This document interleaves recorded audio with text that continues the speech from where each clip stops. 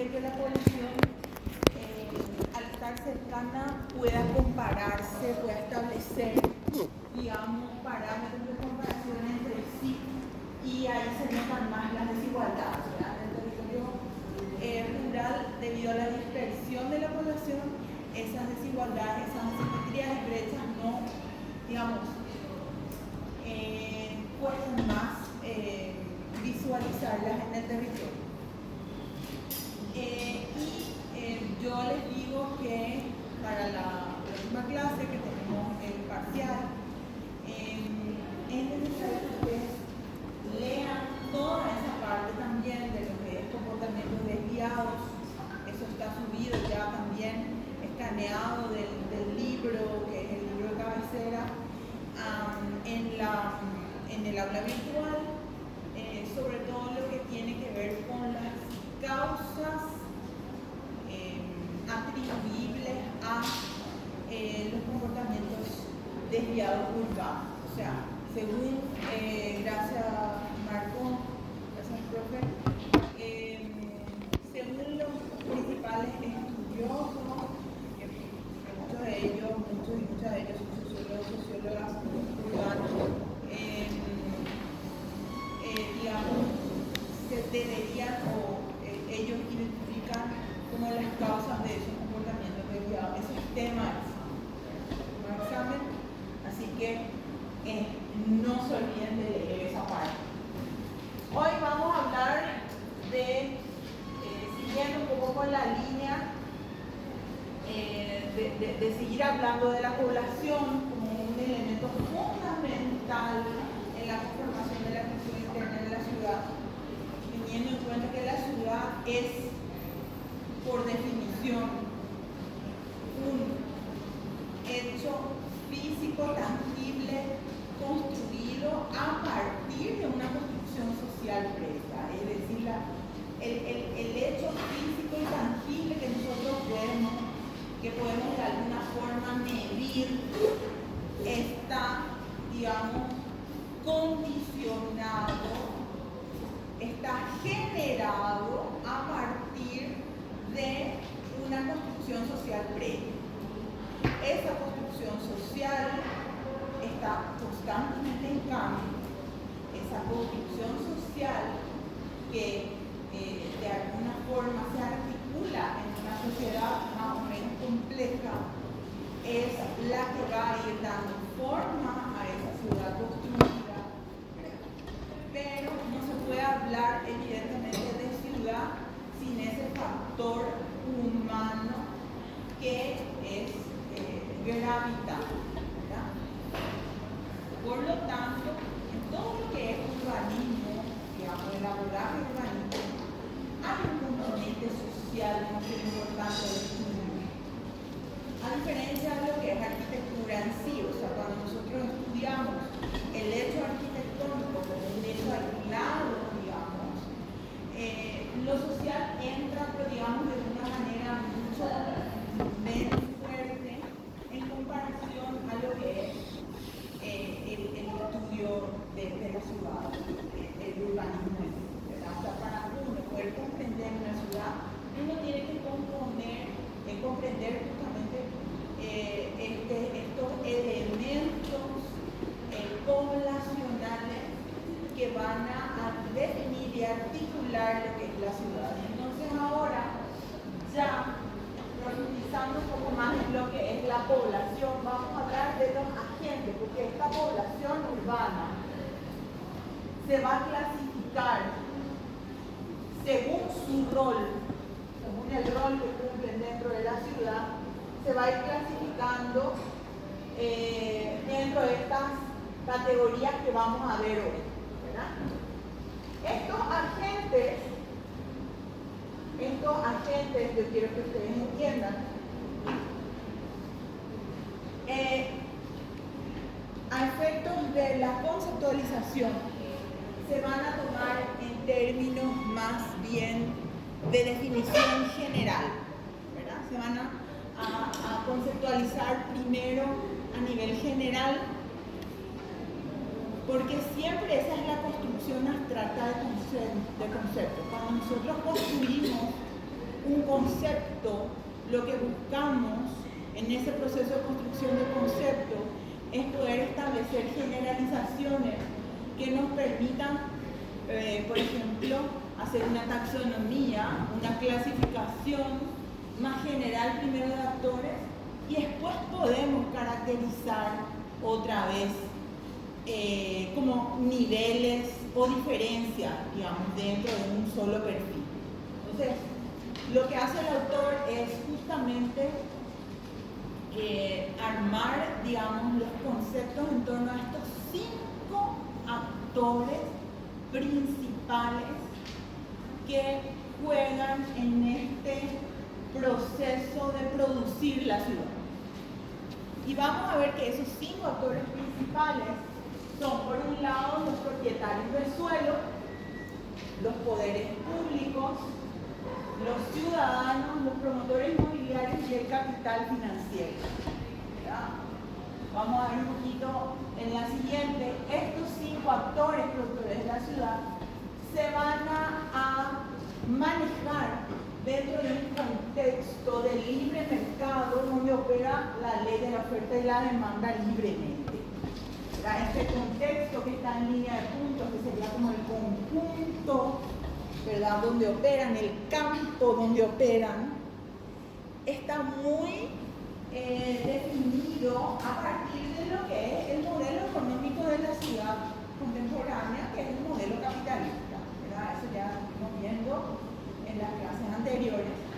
Entonces, este modelo capitalista se basa en el mercado libre, en la ley de la oferta y la demanda, y dentro de esta lógica, estos actores van a pujar, van a interrelacionarse, ¿verdad?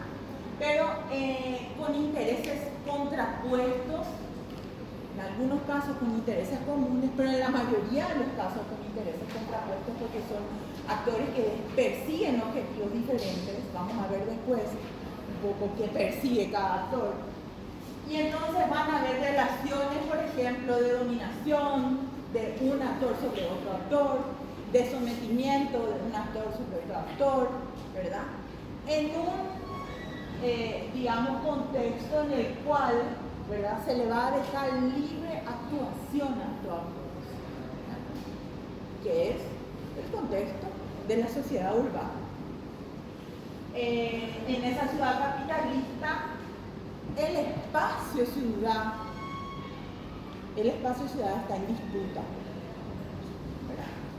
El territorio ciudad es un territorio en disputa, en el sentido que todos compiten, cada uno de estos actores, a su manera, con sus propias estrategias de sobrevivencia y de competencia, van a entrar a competir en este escenario.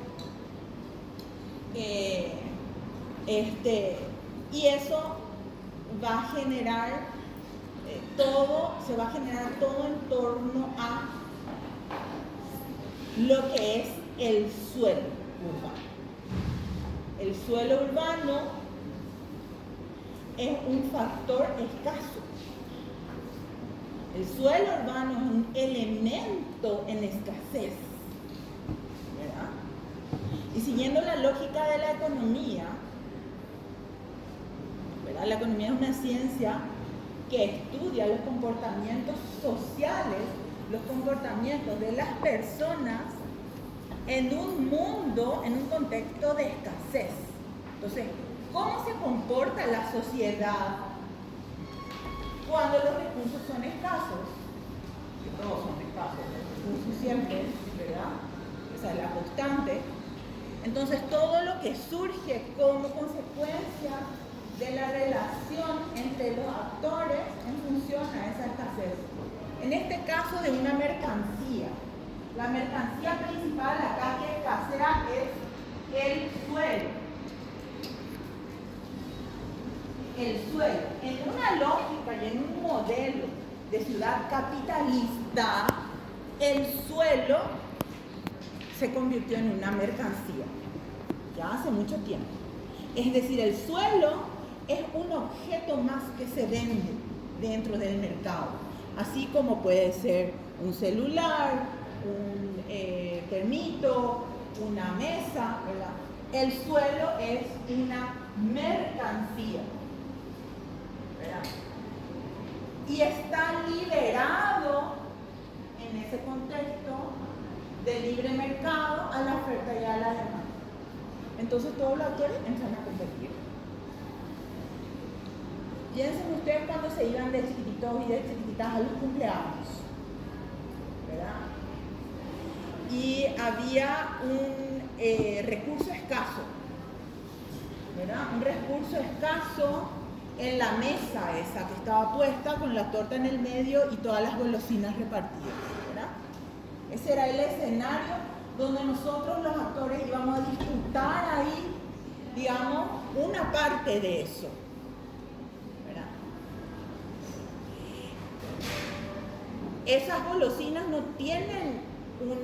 no son infinitas, tienen un límite, hay una escasez ahí. Y cuando nos paramos al costado, cuando se canta cumpleaños, ya empezamos a relojear ahí, ¿cuántos hay? ¿Cuáles están más cerca mío? ¿Cuál me gusta más? Me gustan más los chocolates, me voy hacia un costado. Me gustan más los chupetines, me voy al otro lado, ¿verdad? Como para, digamos, ir a disfrutar ahí mi parte, ¿verdad?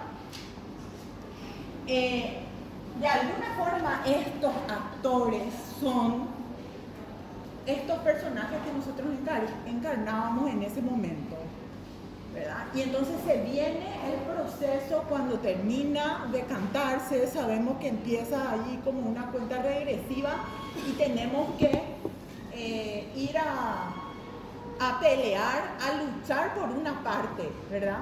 De ese recurso escaso, que en este caso serían las golosinas, ¿verdad? Y en esa lucha pueden aparecer algunos actores que por ahí son más grandes, más altos, más corpulentos, tienen más fuerza, ¿verdad? Y de repente, en ese proceso, son capaces de acaparar más, ¿verdad?, del recurso escaso que otros actores, ¿verdad?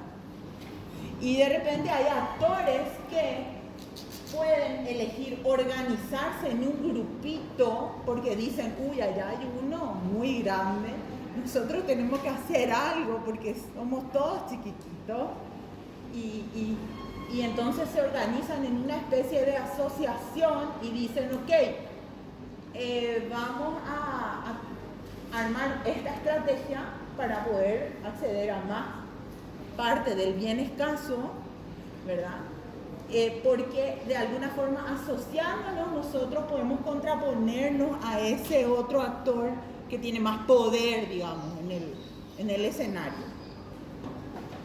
Y de alguna forma hay dentro de esa misma comparación o metáfora que acabo de poner, muy simple y a lo mejor demasiado elemental, pero que realmente no es igual, o sea, se parecen en algunos casos, pero no, obviamente, para nada en lo que es la escala y la complejidad. Puede haber o puede no haber en ese escenario del cumpleaños un árbitro, puede o no haber un árbitro. Es decir, la mamá del chico de cumpleaños que va a decir, no, che, pará, vos, no sé, cada uno una parte, ¿verdad? Entonces, el Estado es el árbitro, el Estado tiene el rol de arbitraje. Ese Estado puede decir, ¿verdad?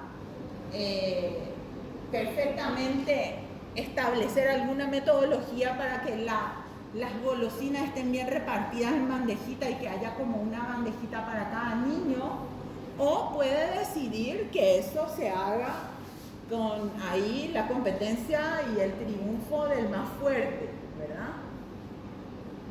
O puede definitivamente hacerse el ciego y no estar, ¿verdad? Hacer como que está, pero no está, ¿verdad? Entonces, hay distintas formas de actuación de estos de estos actores que vamos a ver, ¿verdad? Bueno, entonces vamos a ir viendo uno por uno. Primero vamos a ver entonces los propietarios del suelo. Los propietarios del suelo siempre van a ver en las diapositivas este rectángulo naranja que está acá a la izquierda, es el suelo. Eso va a aparecer en todas las diapositivas. El suelo urbano, como bien dijimos, es un bien escaso, ¿verdad? Es una mercancía en el modelo de ciudad capitalista, y es escaso y es necesario, ¿verdad? Desde el momento que nosotros tenemos una vida física. Si fuéramos fantasmitas sería un problema, pero es un bien necesario que se va a revalorizar por su localización. O sea, si el terreno está, digamos, cerca de una zona de servicios, de comercio y de servicios, digamos, central de la ciudad, va a costar más, ¿verdad? Por plusvalía.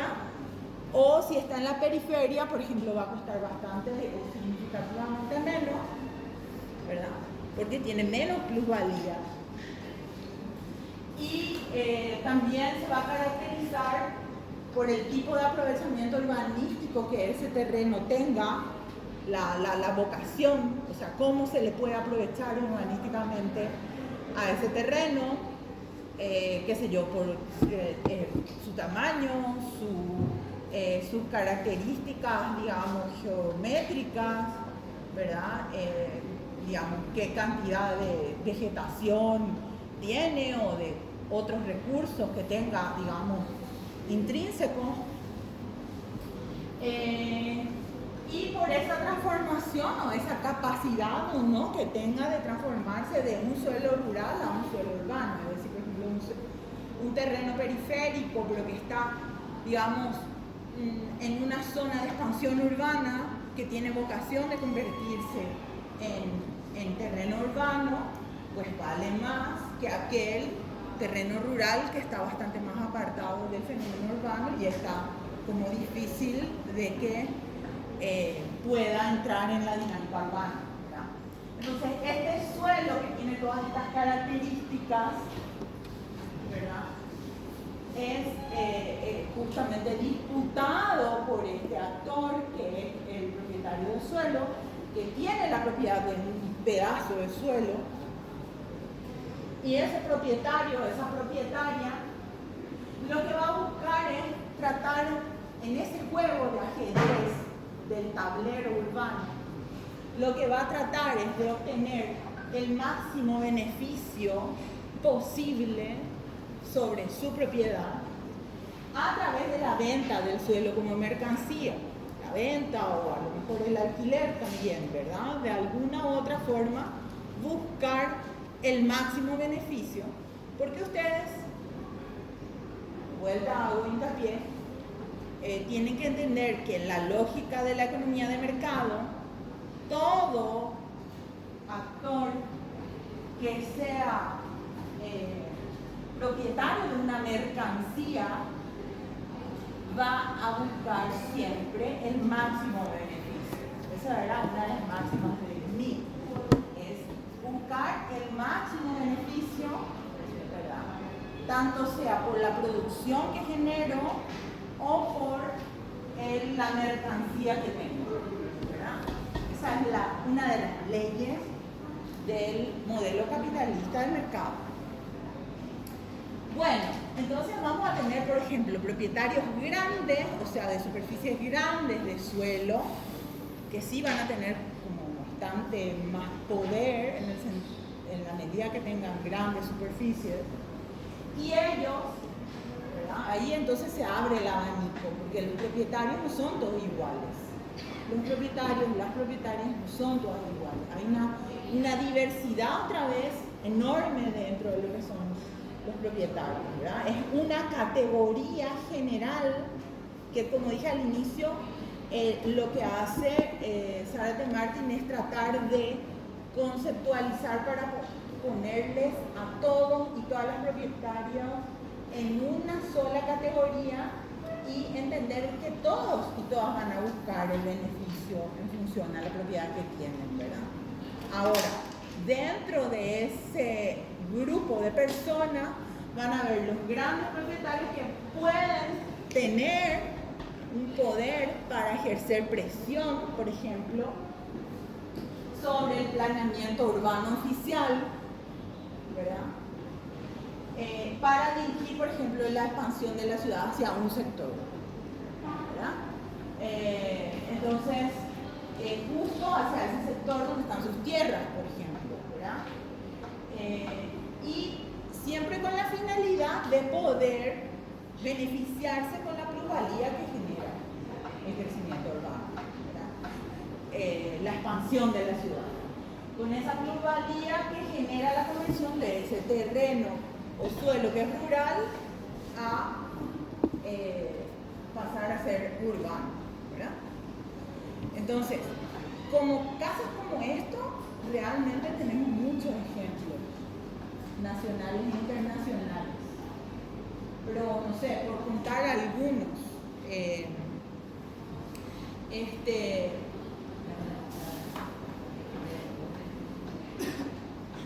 sí, propietarios, grandes propietarios de suelo, por ejemplo, tenemos al grupo Sucolillo, que siempre fueron grandes propietarios de suelo. De hecho, ellos tienen, y ya es incluso otro actor, ellos tienen una inmobiliaria, la Inmobiliaria del Este, que es una inmobiliaria muy antigua en Paraguay, ¿verdad?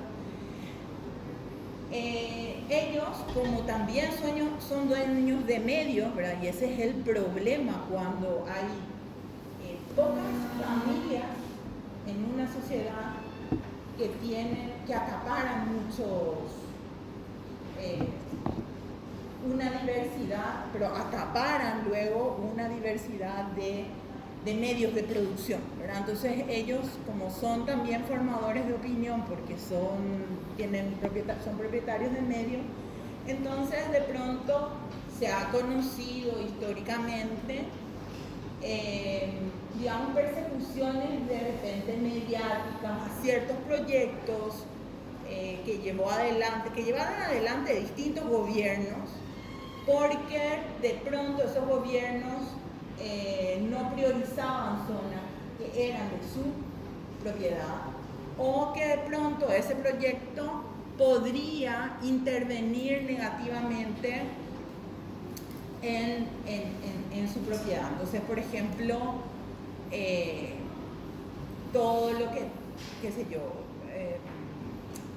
situaciones que se dieron cuando iba a construirse el proyecto del superviaducto. Justamente ellos son propietarios ahí de bastantes terrenos ahí enfrente del ¿cómo es que se llama? Del Ñuguazú y del Parque Guazú, ¿verdad?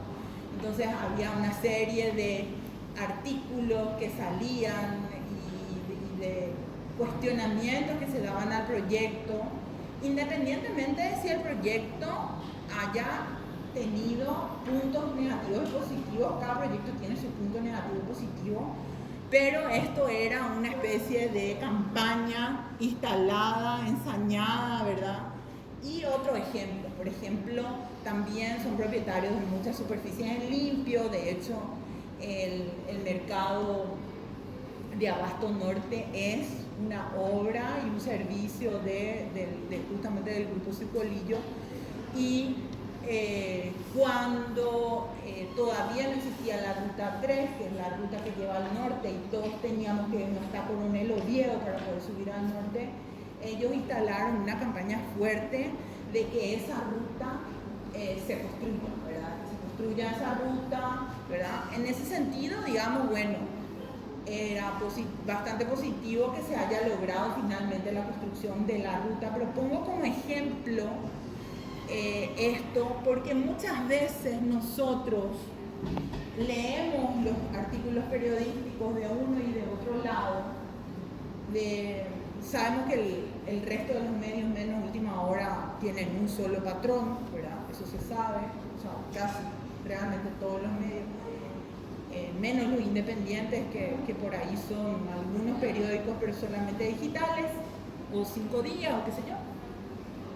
Pero más o menos es la disputa entre dos grandes familias, tres grandes familias, Versis, Sucolillo y Cartes, ¿verdad? Ahí está la disputa de los medios. Entonces uno dice, ok, ¿qué creo acá? ¿Verdad? Es como que uno se plantea qué creer, ¿verdad? Y en el caso de los Sucolillos, como ellos tienen muchas propiedades, siempre han querido de generar alguna, la instalación de alguna, de algún cuestionamiento, de alguna, digamos, dar forma a opinión pública sobre temas que tienen que ver con territorio, temas que tienen que ver con ciudad, ¿verdad? Y en ese sentido presionan, pero también presionan a partir de llegar, por ejemplo, hay muchos ejemplos. Nosotros hicimos una investigación en el 2017 más o menos de todas las ordenanzas de Asunción que se torcieron a partir de algún gran capital o de algún gran propietario que fue hasta, llegó hasta lo que es digamos, el espacio de la concejalía a generar incidencia, ¿verdad?, para torcer la normativa del plan regulador, y consiguieron torcer. Hay casos concretísimos y hay un libro escrito acerca de, basado en documentación que se encuentra en internet, o sea, no es dime y direte, sino resoluciones que salían ahí sobre el pucho y decían, bueno, a esta normativa, a esta ordenanza no le vamos a hacer caso para este caso, porque tiene que estar acá la Universidad Americana, o porque tiene que estar acá tal hospital, o porque, ¿verdad?, porque en esta zona había sido, no se podía construir cierta cosa, era residencial. Bueno, no importa. Y todo ese proceso también se va a ver, por ejemplo, en la zona de Molas López, ¿verdad? Entonces vamos a encontrar, por ejemplo, muchos artículos de periódicos donde vamos a encontrar actores que de alguna forma se enfrentan, ¿verdad?, como asociaciones de ciudadanos que se enfrentan con propietarios, ¿verdad?, y que se enfrentan con la municipalidad, porque la municipalidad le aprobó una excepción a la ordenanza para que el edificio tenga muchísima más altura de lo que estaba previsto en la zona, ¿verdad? Entonces, ese es el tipo de actuar de los grandes propietarios. Los pequeños propietarios, siempre también buscando la máxima plusvalía de sus parcelas, van a buscar obtener calificaciones de uso del suelo más rentables. Por ejemplo, qué sé yo, que en la zona se cambie el uso del suelo, ¿verdad? O que se pueda construir más en altura, más piso, o que se pueda construir más volumen, menos superficie libre dentro de un terreno, ¿verdad? O que cambie cierto trazado, ¿verdad?, del barrio o de la zona donde está su propiedad. Entonces, esas son una de las maneras de actuar de los propietarios de suelo en búsqueda de la mayor plusvalía. Cuando en una zona donde hay la propiedad ¿verdad?, hay algunos propietarios que tienen como suelo vacante y de repente esa zona se degrada porque se instalan cierto tipo de usos de suelo que son medio desdeñables, como moteles, ¿verdad?, prostíbulos, o qué sé yo, ¿verdad?, que de alguna forma se considera degradante. Ellos también salen a generar incidencia, protestan formalmente, etc. Siempre con la búsqueda de que su terreno valga más, ¿verdad? Es la realidad, eso no está bien ni está mal, es la forma de actuar de la persona que tiene una propiedad. Siempre uno va a querer que eso valga más. Siguiente. Después vienen los promotores inmobiliarios, de vuelta actuando sobre el suelo. Estos promotores inmobiliarios lo que hacen es la promoción, la urbanización y la construcción que va a convertir ese suelo, ¿verdad?, sin equipamiento, ese suelo colonizable, digamos, en un producto terminado y listo para su uso. Sabemos que eso no es tan así en Paraguay. Es como muy ideal decir eso acá en Paraguay, porque vemos que hay muchas inmobiliarias que en la periferia urbana habilitan suelo, habilitan expansión urbana, sin que eso esté con servicios. O sea, te venden prácticamente pelado, sin nada, ¿verdad? No garantizándote absolutamente nada, ¿verdad? Y vamos a ver en el capítulo en el cual hablamos de zonas periurbanas como muchas veces son los propios ciudadanos o los propietarios que adquieren el suelo o los que se van a alquilar casitas ahí, los que terminan contribuyendo a algún tipo de comisión pro empedrado, comisión pro aguatería y demás cosas, y que terminan de realmente dotar de infraestructura y de servicio a ese suelo que este promotor inmobiliario habilitó, pero habilitó con el permiso de alguien, habilitó con el permiso municipal, porque eso no se puede de otra manera. Entonces ahí generó evidentemente una incidencia también sobre el actor público, ¿verdad?, para que se tuerza de vuelta una ordenanza a su favor. Bueno, así como hay de eso, están también los promotores inmobiliarios que lo que hacen es construir sobre suelo ya consolidado urbano, ¿verdad?, edificios en altura, que es lo que más vemos, y generan, digamos, esa oferta con todo el sistema, digamos, de cuotas que ellos mismos establecen, ¿verdad? Y que de alguna forma va generando también esa burbuja inmobiliaria al no ser tan real, digamos, en el escenario de la libre oferta, del libre juego de la oferta y de la demanda, instalan precios, ¿verdad?, que en realidad exceden el valor de lo que ofrecen, ¿verdad?, inflamando, digamos, la realidad, por eso generando como una irrealidad, por eso se le llama burbuja. ¿Y qué es lo que ellos van a buscar? Ellos van a buscar obtener de esos terrenos edificados los máximos beneficios, los máximos valores de cambio y recuperar cuanto antes ese capital que invirtieron, ¿verdad? Y van a concentrar la construcción, la financiación y también la venta de propiedades o viviendas, ¿verdad?, u oficinas, ¿verdad? Es como que prestan todo el servicio ya estos promotores inmobiliarios que trabajan dentro de lo que es la estructura urbana más consolidada con oferta de departamentos. Ellos no te ponen, hay muchos problemas realmente, están habiendo cada vez más problemas con ese tipo de oferta. Porque, por ejemplo, ofrecen departamentos sin estacionamiento.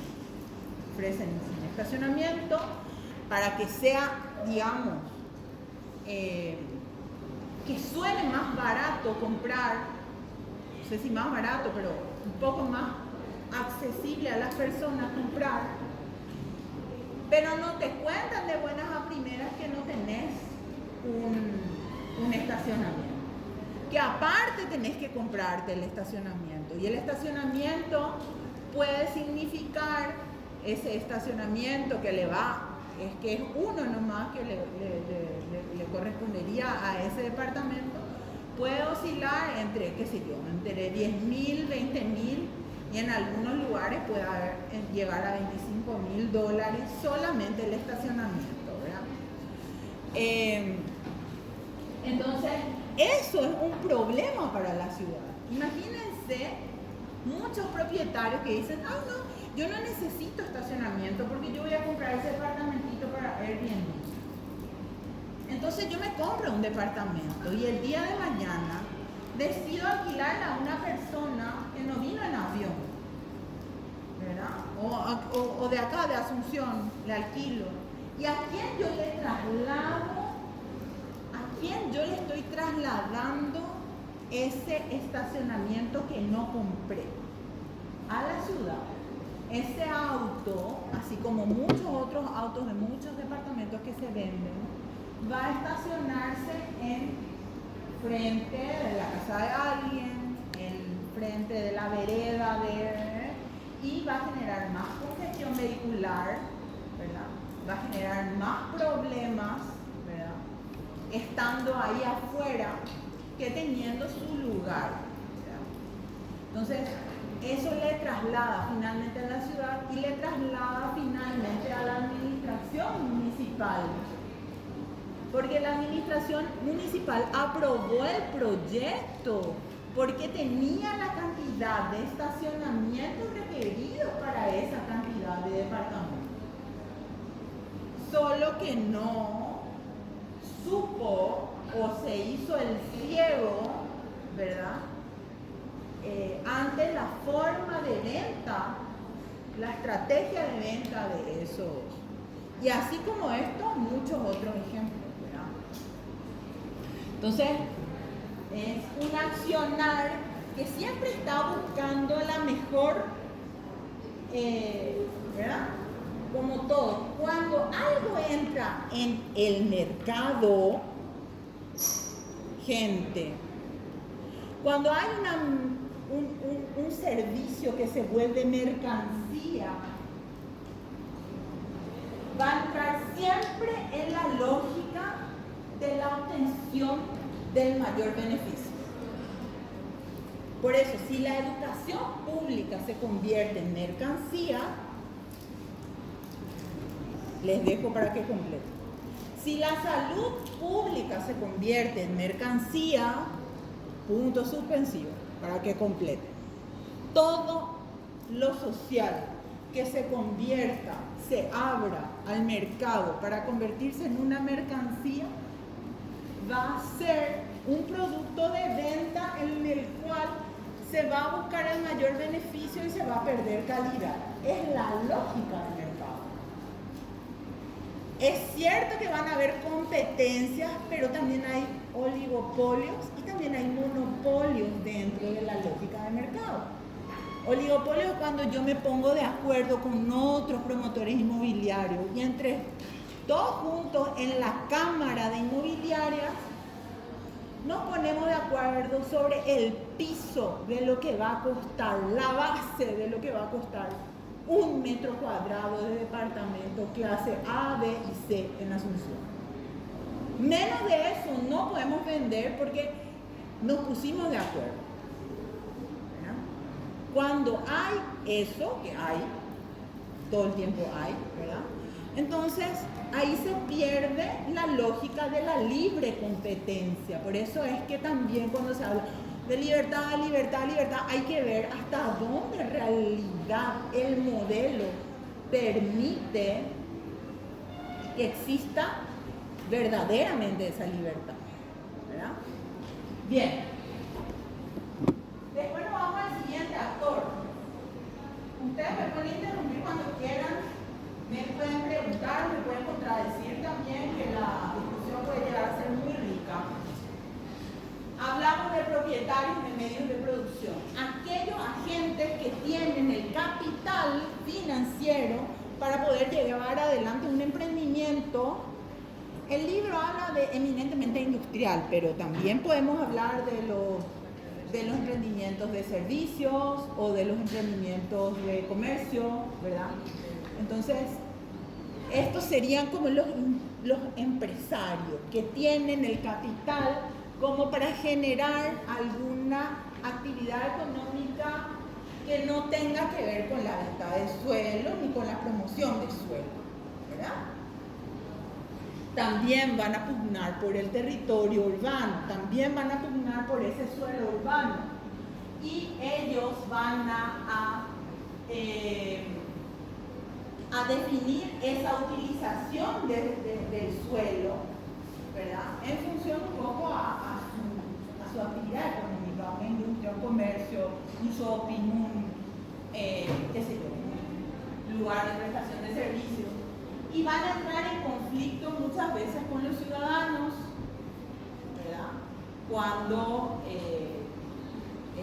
se trata, por ejemplo, de industrias. Nosotros no tenemos mucho de eso acá, pero sí históricamente se ha visto, qué sé yo, las industrias sabemos que sobre todo aquellas que son de tipo pesada o de qué sé yo, a nivel de lo que es tonelaje de producción que manejan pesadas y medianas, ¿verdad?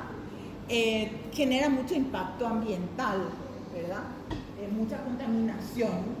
Entonces, en ese actuar entran en conflicto con los otros actores, con los ciudadanos, ¿verdad? Cuando se producen esas situaciones de polución, por ejemplo, afectados por costos de deterioro medioambiental o por la congestión, por ejemplo, en las vías principales que de pronto no están diseñadas para albergar a un uso de suelo a lo mejor de esas características en ese lugar, ¿verdad?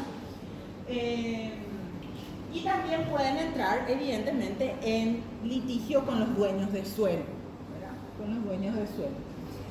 Porque pueden venir con su actividad a bajar la plusvalía del lugar. ¿Qué es la plusvalía? Después en economía urbana vamos a ver un poquito más profundamente el concepto de plusvalía, pero el concepto de plusvalía primero surge de la teoría marxista. Surge de la teoría marxista, pero la teoría marxista habla de la plusvalía en función a la producción de la fábrica, a lo que es lo que sería la producción de una empresa, ¿verdad? Aquel plus que la empresa, aquel valor de más plus que la empresa genera por arriba de lo que sería el propio valor del producto que vende, ¿verdad? Es decir, en una empresa, en una industria, nosotros tenemos primero lo que serían los costos de producción. Y en esos costos de producción entran los costos de la materia prima, los costos de la energía eléctrica que se usa, del agua, el desgaste de la maquinaria para producir, el pago de la mano de obra, ¿verdad? que trabaja en mi empresa. Todos estos son los costos de producción. Después está lo que sería el porcentaje que está por arriba de los costos de producción, el porcentaje de ganancias, ¿verdad? Con esto se articula el precio. Ahora, este porcentaje de ganancias puede ser menos o puede ser mayor, ¿verdad? En función a una cantidad de factores. En función al tipo de producto que vendo, si en el mercado, digamos, hay mucha demanda de ese producto o no, si cómo es la competencia del producto que tengo, ¿verdad? O, digamos, factores múltiples de oportunidad en determinados momentos del año, qué sé yo, vino una crisis climática y se necesita mucho de ese producto, en fin. Entonces, esta posibilidad de incrementar el porcentaje de ganancias es lo que va a determinar si tiene mayor o menor plusvalía, es decir, este es el valor real del producto. Si yo acá me mantengo acá, yo empaco. Empato porque pago todo. Incluso acá yo pago, yo soy directora de empresa, yo pago las horas que yo invertí administrando y gerenciando esa empresa que me ayudan a mantener a mi familia. Acá yo pago ya, eso es costo de producción. Entonces, cuando se habla de plusvalía es esa capacidad que da de repente el entorno, el lugar, para poder hacer que ese producto, servicio o lo que sea que estoy ofreciendo, en este caso sería el suelo como mercancía, pueda tener un porcentaje mayor de ganancia, ¿verdad? Cuando yo en la ciudad tengo una obra pública importante, que se llama la Costanera, que pone en valor terrenos que antes prácticamente no valían nada, como por ejemplo Bañado Norte o Bañado Sur, prácticamente no valían nada, yo lo que estoy teniendo es una obra que genera un margen, se me disparó acá la plusvalía. Es decir, yo voy a poder vender ese terreno, si es que soy propietario, que la mayoría de esos terrenos son fiscales. Puedo vender ese terreno probablemente por 10, 15, 20 veces el valor de lo que antes era el terreno, sin yo haber introducido ninguna mejora en ese terreno.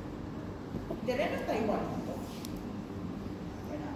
Pero esa obra generó, al instalarse justo ahí, porque esa es otra de las características que tiene el suelo no es que como otra mercancía puede estar posicionado en distintos lugares indistintamente.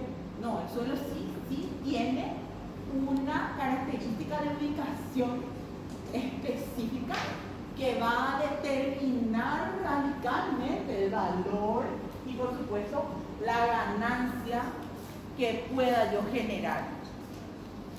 Entonces ese terreno, además de que se revalorizó, subió, ¿verdad? En todo ese contexto, ese lugar, subió el nivel de plusvalía. Y eso es lo que va a querer captar cada uno de estos actores. Van a salir a buscar esa plusvalía que puede generar la ciudad por proximidad de otros servicios, por proximidad de comercio, por proximidad de otros usos y funciones que suceden en la ciudad y no suceden en el suelo rural. Porque en el suelo rural todo está distante, en la ciudad todo está, ¿verdad?, concentrado. Bueno, entonces estos capitales van a crear zonas industriales planificadas o espontáneas, así como pueden crear zonas comerciales también en la ciudad.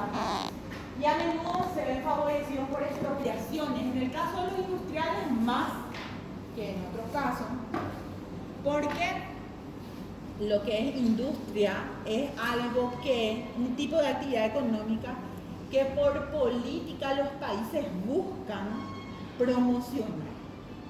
Porque la industria genera fuentes de trabajo y sobre todo genera lo que es la economía básica de la ciudad. ¿Se acuerdan que la semana pasada hablamos de economía básica de la ciudad? Es decir, aquellos productos que se elaboran, se manufacturan en la ciudad, que se terminan vendiendo afuera y que generan entrada económica de nuevas divisas a la economía local.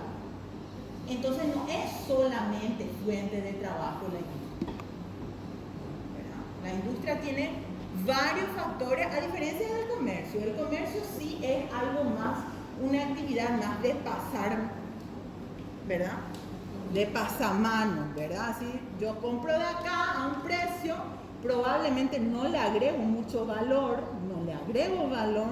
y termino vendiendo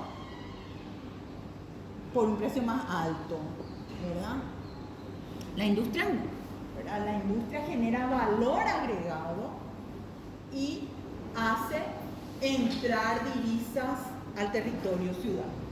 Bueno, entonces a menudo por políticas de promoción de la actividad industrial, los países, los gobiernos municipales o a nivel departamental o a nivel país, le van a dar zonas, terrenos a parques industriales o a determinados grupos de industriales para que se instalen ahí de una manera bastante más facilitada, ¿verdad? Es decir, o con precios más bajos o con alguna facilidad de pago en millones de años, o sea, no millones, pero digamos, decenas de años.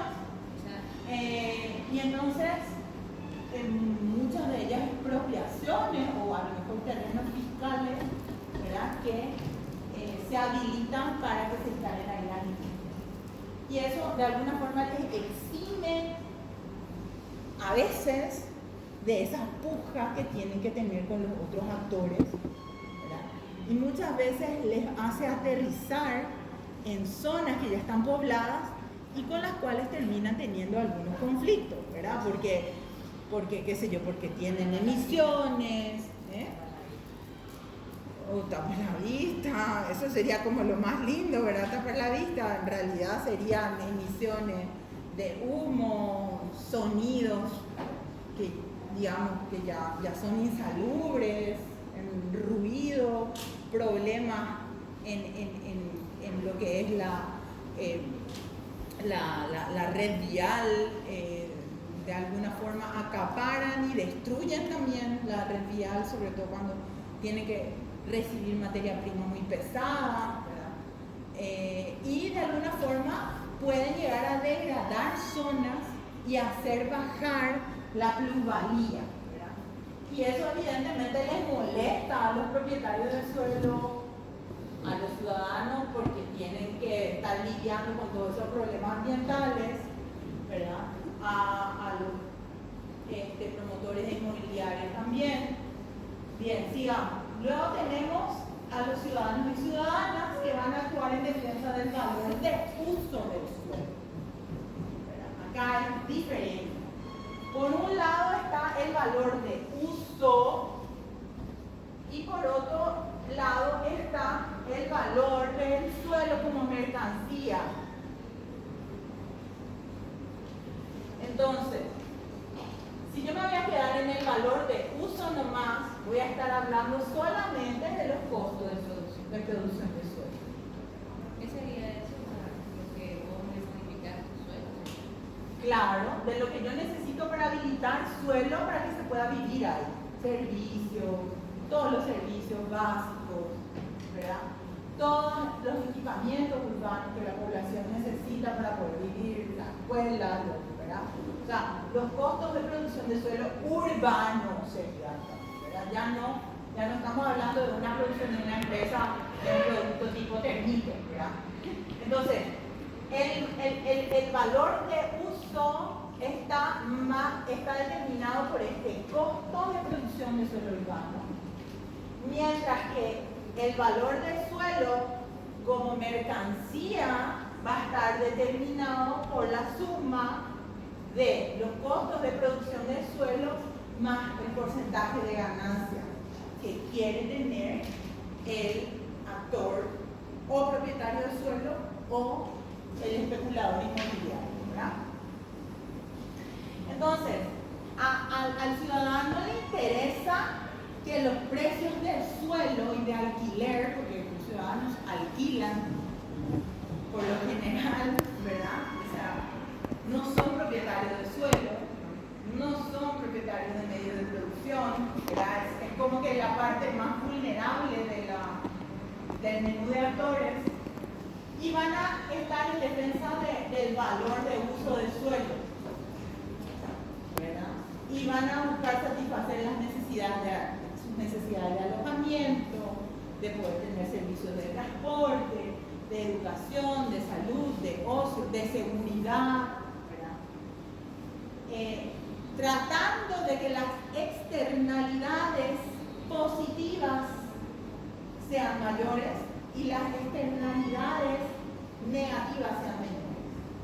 Es decir, las externalidades en una ciudad son todos aquellos factores, sobre todo aludido a los actores, todos aquellos factores que que no tienen que ver con mi actuar, ¿verdad? Que tienen que ver con las dinámicas, son factores que se generan a partir de las dinámicas urbanas, ¿verdad? Que se dan en ese intercambio entre los actores. Entonces, todo lo que es la externalidad, que son los proyectos públicos, los proyectos de infraestructura pública, los proyectos de,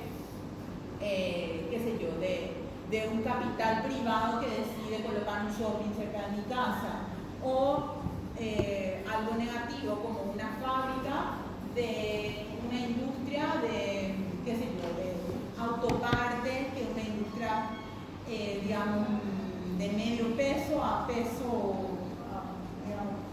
mayor peso, ¿verdad? Y entonces genera mucha polución ambiental, entonces esa es una externalidad negativa, ¿verdad?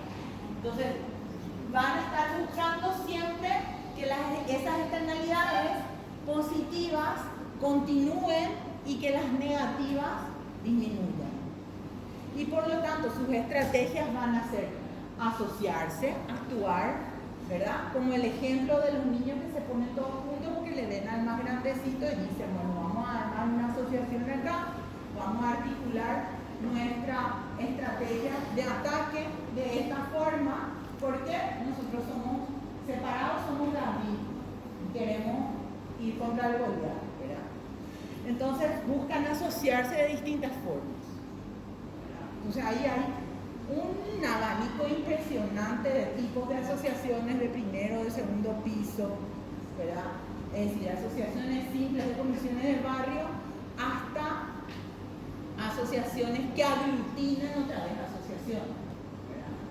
Es decir, por ejemplo, por poner un ejemplo, Bañado Norte tenía una cantidad de comisiones vecinales por zona que ante, digamos, la constante amenaza de reubicación que han tenido históricamente, decidieron otra vez aglutinarse en una supraorganización que se llama Cobañado, ¿no? Y que de vuelta reúne y genera otra vez más fuerza, tiene más poder que las asociaciones sueltas, ¿verdad? Y entonces generan presión social, ¿verdad? Esa presión social que también pueden ejercer a través, por ejemplo, de organizaciones que ya están conformadas, como por ejemplo grupos religiosos, o puede ser también algunos grupos que están organizados en torno a otros objetivos, ¿verdad? Como las famosas satanizadas ONGs por el gobierno. Son muchas de ellas, ¿verdad? No le defiendo a todas, pero muchas de ellas, de hecho la mayoría, son organizaciones civiles que se articularon justamente para poder tener un peso un poquito más equilibrado con otros actores que son doble pechuga, ¿verdad? Es decir, de bastante más peso. Entonces, el ejercicio de la democracia que se da en torno a lo que es el modelo democrático y en el territorio urbano capitalista se va a ejercer en la medida en que no solamente el mercado se libera, sino que también se libera los otros derechos. Por eso es que hay que cuidar los derechos, porque si te cortan los derechos, ¿verdad?, en un modelo de libre mercado, en realidad no estás ante un modelo de libre mercado, estás ante otra cosa, ya estás ante otra cosa. Si vos no te podés asociar, no podés armar ONGs, o la ONG que tenés tiene encima todo el peso del control de la CEPRELAT, y mientras tanto hay otras actividades de capitales enormes que no están en situación de igualdad con el control de la CEPRELAT, entonces no estás en una situación de real, libre mercado, no estás operando en un libre mercado, ¿verdad? Entonces se le llama mal a la cosa. ¿Qué es lo que es finalmente ser un libre mercado? Entonces ahí hay que plantearse la pregunta siempre, siguiente. Luego, por último, los poderes públicos. Los poderes públicos que también van a accionar sobre el suelo, tienen un carácter y un rol súper diferente. El poder público es un agente legitimador, ¿verdad? Y reproductor del orden social establecido. Hay un orden social establecido. Ese orden social establecido está firmado en la Constitución Nacional. Todos y todas convenimos en un convenio de que esta va a ser la forma de proceder dentro de lo que es el acuerdo nacional. Entonces, el poder público lo que tiene que hacer es legitimar y reproducir ese orden establecido, el cual se ha acordado, ¿verdad? Y van a reforzar ese modelo capitalista porque es el modelo convenido. Es el modelo convenido. Ahora, ¿cuál suele ser el accionar frente a ese rol que tiene? Va a buscar sostener la producción privada, impulsar la acumulación de capital de distintas maneras, ¿verdad? Porque estamos hablando del modelo capitalista. Si vamos a hablar de otro modelo, tenemos que hablar de totalmente otro rol, ¿verdad? Pero estamos hablando del modelo, el perfil del rol de poder público en el modelo capitalista. Organizan la reproducción de la fuerza de trabajo según todas las exigencias que la fuerza de trabajo requiere. Es decir, todos nosotros somos fuerza de trabajo, porque trabajamos para alguien. Salvo que aquí haya algún dueño o dueña de una empresa. Si es un dueño o una dueña de empresa, ahí ya es propietario del medio de producción, ya es otro rol, ¿verdad? Pero nosotros somos, por ejemplo, fuerza de trabajo. ¿Y qué es lo que hace el poder público? Va a organizar que esta fuerza de trabajo se reproduzca, crezca la población que es fuerza de trabajo, ¿verdad? Y para eso, entonces, va a haber unas exigencias, ¿verdad? Y tiene que, para eso, facilitar las condiciones para que esas exigencias sean respondidas. Esas condiciones son materiales, ¿verdad? Como todos los servicios que la población requiera, como educación, salud, ¿verdad? Seguridad, ocio, ¿verdad? Todo lo necesario para que esa población pueda reproducirse como fuerza laboral. Orienta la expansión urbana, orienta, dice, acá podés crecer, hacia acá, hacia allá podés crecer, acá no, porque hay una zona de protección, acá tampoco, porque hay un borde de agua, ¿verdad? Interviene directamente en el interior de la ciudad, ahí no es ciudad, a través de la legislación y de la planificación.